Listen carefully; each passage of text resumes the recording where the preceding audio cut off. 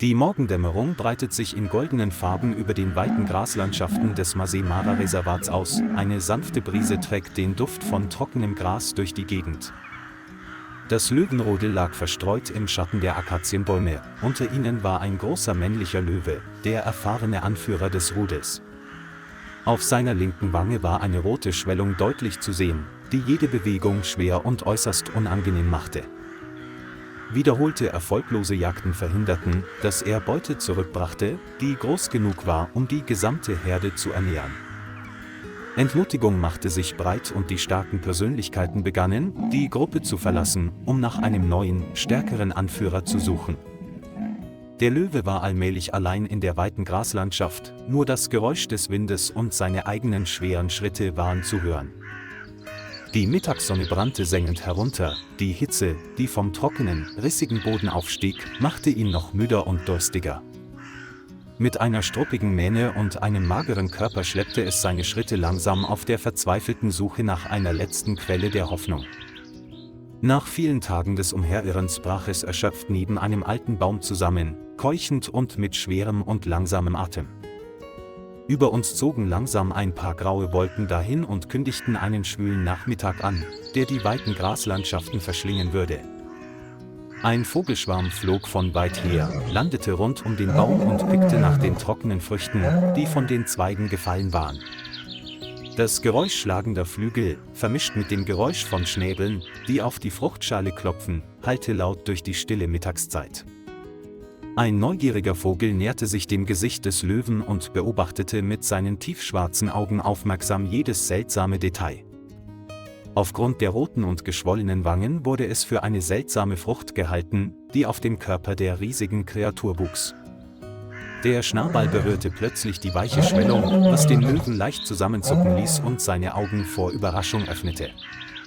Ein plötzliches Gefühl der Erleichterung durchströmte ihn, der Schmerz ließ nach und das Atmen fiel ihm trotz der anhaltenden Müdigkeit leichter. Die Vögel flogen panisch davon und ließen den Löwen reglos liegen, während aus seinen Augen allmählich der Schmerzausdruck verschwand. Die Wolken verdeckten die Sonne und die kühle Brise wehte hindurch, was für eine kleine Mittagspause sorgte. Es schloss die Augen, lag still unter dem Baum und ließ die Zeit in der Stille der Natur vergehen. In der Ferne hallte der Wind das Geräusch von Antilopen wieder, aber er war zu schwach, um zu reagieren oder sich darum zu kümmern. Am Nachmittag wirkten seine Wangen weniger rot und angespannt und seine Atmung war gleichmäßiger als am Morgen. Der Löwe versuchte aufzustehen und taumelte Schritt für Schritt auf den kleinen See zu, der einige 100 Meter entfernt war. Er bückte sich, nahm ein paar Schlucke und spürte, wie sich das kühle Wasser in seinem durstigen Körper ausbreitete. Es legte sich am See nieder, den Kopf auf das feuchte Gras gelegt, die Augen halb geschlossen und genoss den friedlichen Moment. Die Nacht brach herein, ein kalter Wind wehte durch seine Mähne, doch er hatte nicht mehr die Kraft, einen weiteren Schritt zu machen.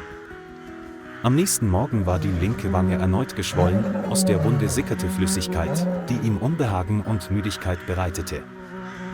Seine Körpertemperatur stieg, er zitterte, sein Atem ging schwer und seine Augen zeigten die Erschöpfung, die ihn langsam übermannte.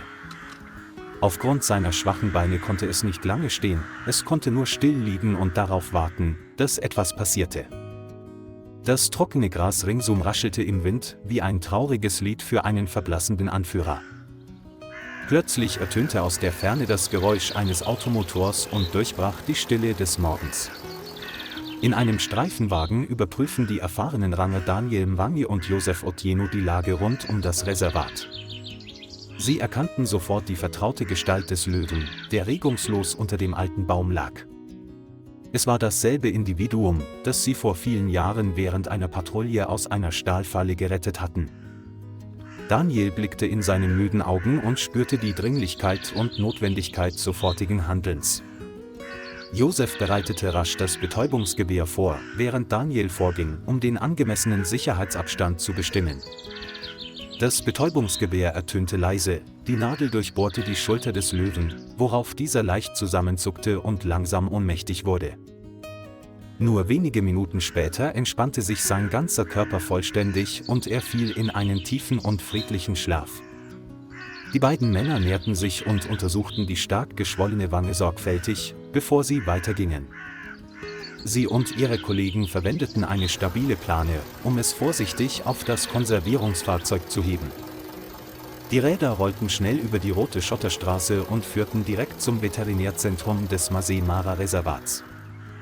Der goldene Sonnenuntergang breitete sich über der Steppe aus, der Wind trug die Feuchtigkeit des Nachmittagsregens herbei. Im Auto sorgte die langsame, aber gleichmäßige Atmung des Löwen dafür, dass sich beide Ranger etwas wohler fühlten als zuvor.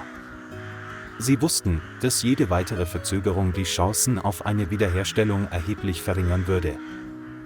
Die beiden Reihen Akazienbäume entlang der Straße wichen allmählich zurück und drängten sie, schnell die Ziellinie zu erreichen, bevor es ganz dunkel wurde. Sobald sie im Veterinärzentrum ankamen, begannen die Ärzte sofort mit der Untersuchung und Behandlung der Wunde. Um Infektionen vorzubeugen und die Schwellung schnell zu reduzieren, werden starke Antibiotika injiziert. Die Haare um die Wangen werden abrasiert, wodurch der gesamte beschädigte Bereich freigelegt wird, der gründlich behandelt werden muss. Die Ärzte reinigen die Schwellung, entfernen die entzündliche Flüssigkeit und waschen sie mit einer sicheren antiseptischen Lösung. Sie nähten die Wunde und ließen ein kleines Loch, damit Flüssigkeit abfließen konnte, um eine reibungslose Heilung zu gewährleisten. Um ihm zu helfen, allmählich wieder gesund zu werden, wurden ihm intravenöse Flüssigkeiten und Schmerzmittel verabreicht. Herzfrequenz und Atmung werden kontinuierlich über den modernen Messbildschirm des Zentrums überwacht. Es wird in einen geräumigen Käfig mit einem Boden aus trockenem Stroh gesetzt, damit es warm und bequem bleibt. Eine Überwachungskamera ist installiert, um die ganze Nacht über eine Überwachung zu gewährleisten, ohne ihre Ruhe zu stören. Draußen prasselte der Regen auf das Blechdach und übertönte alle anderen Geräusche aus dem Heiligtum. Die erste Nacht verlief für das gesamte Rettungsteam angespannt, aber dennoch voller Hoffnung. Am nächsten Morgen öffnete der Löwe im Morgengrauen seine Augen, hob langsam seinen Kopf und sah sich mit wacherem Blick um. Das Personal stellte ein Tablett mit Wasser in den Käfig, es trank kleine Schlucke und spürte, wie sich die Kühle in seinem ganzen Körper ausbreitete. Das Fieber war gesunken und die Atmung war regelmäßiger und leichter geworden als zuvor. 3 Tage später konnte es aufstehen und ein paar Runden in seinem Gehege laufen. Die Wunde begann zu trocknen, es sickerte keine Flüssigkeit mehr aus ihr heraus und sie hatte einen unangenehmen Geruch wie zuvor. Seine Augen zeugten von klarem Bewusstsein, sein Körper gewann allmählich seine Vitalität zurück. Eine Woche später wurde es in ein geräumiges, grünes, halbwildes Gehege gebracht. Die natürliche Umgebung trägt dazu bei, dass es sich schnell erholt und seinen Jagdinstinkt wiedererlangt. Kleine Beutetiere werden freigelassen, sodass sie ihre natürlichen Jagdfähigkeiten üben können. Die Muskeln werden allmählich fester, die Schritte sind wieder so kräftig und flexibel wie zuvor.